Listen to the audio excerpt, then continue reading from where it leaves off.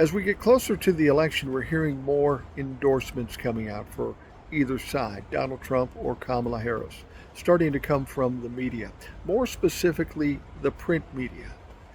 My thought is, who gives a fuck? What effect does it have on the election? These media outlets appeal to a certain type of people. So if they endorse Kamala and all of them love Kamala, who cares? It really doesn't matter.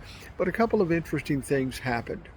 Washington Post, for the first time in 80 years, says they aren't endorsing anybody, which means they're endorsing Donald Trump, but they're too gutless to say it. They don't want the blowback, but they don't want to help Kamala either. But again, who gives a fuck? Then there's the New York Post. In 2022, the New York Post was not endorsing Donald Trump for anything because of the January 6, 2021 insurrection. So we're not backing this guy. This guy is unfit, unworthy for office.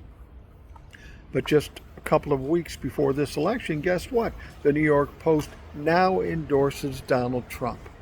Are they not afraid to get the blowback from the people that hate Donald Trump? Fuck no. The New York Post is a shit rag. It's owned by Rupert Murdoch. They don't give two fucks. They're just trying to manipulate whatever they manipulate. What the New York Post thinks, nobody fucking cares except Trump-la-fucks. So you're hearing the polls and you're hearing the endorsements. None of that fucking matters. It doesn't change anything. It's us that matters, how we're going to vote. And if you look at things in realistic terms and look at the facts, you know what's going to happen.